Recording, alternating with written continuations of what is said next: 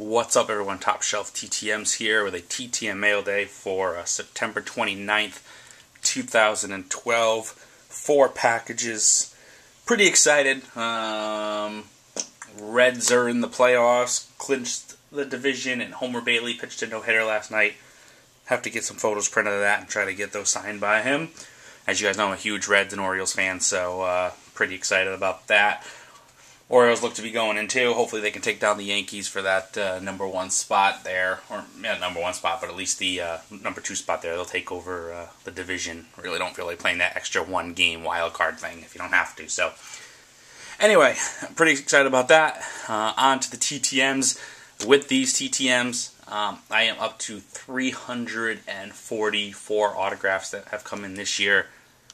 All baseball.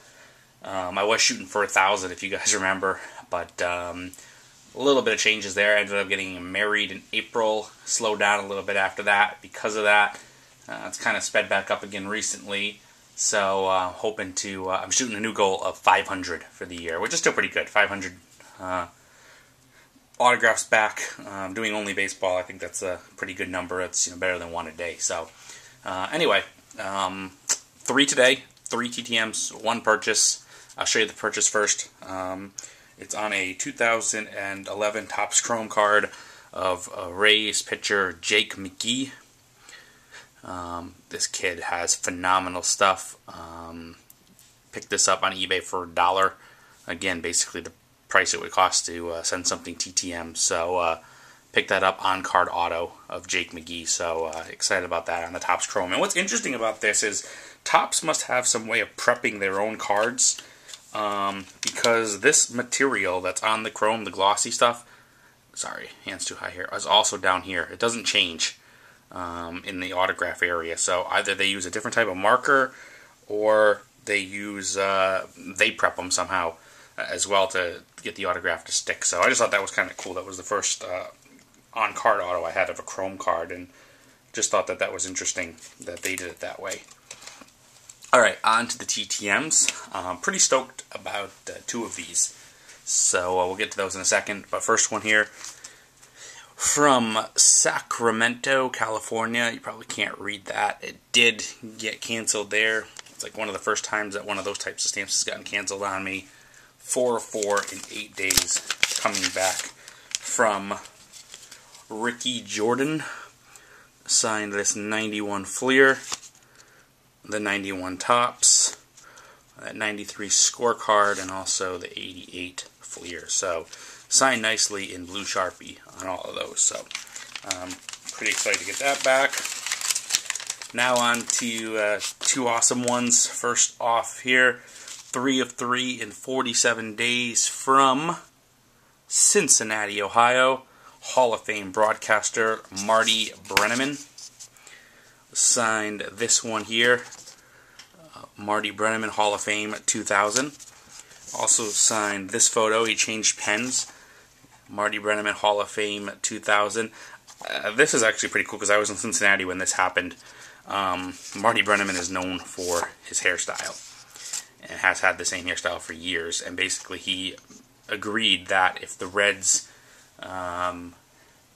won 10 in a row this year, that he would shave his head, and if there was a donation, I think it had to exceed $50,000 to the Reds Community Fund, he would do it after a game on the field. Well, the Reds did win 10 in a row.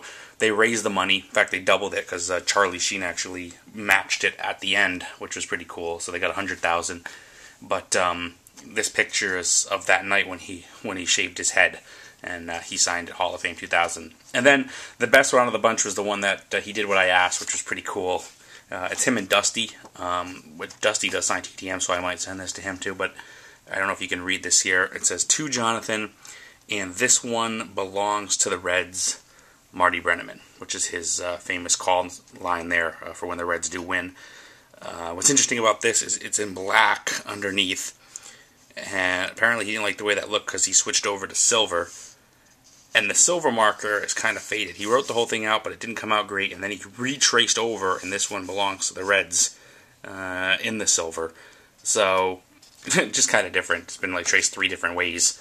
But anyway, it still looks good. So, happy to get that back from him. last one coming back from Denver, Colorado, 3 of 3 in 106 days.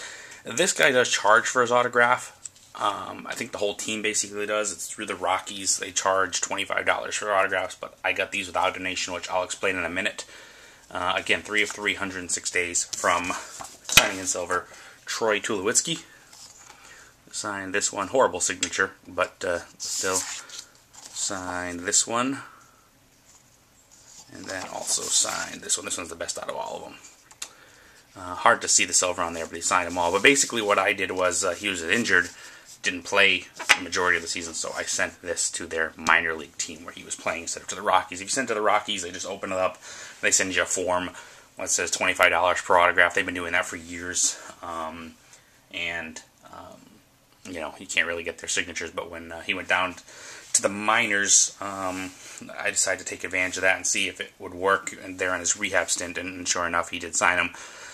The thing that's interesting with it is, I sent to him in spring training as well, and I never got anything back. It's still pending out there. So he signed the one there, but the spring training ones are still sitting somewhere in Arizona, apparently. So anyway, pretty good mail day there, with 11 total items signed, and hopefully there'll be more to come. And for anybody that does want to do stuff with this, with the Rockies, and is willing to pay the money for $25, just one quick thing is they will sign anything for that price.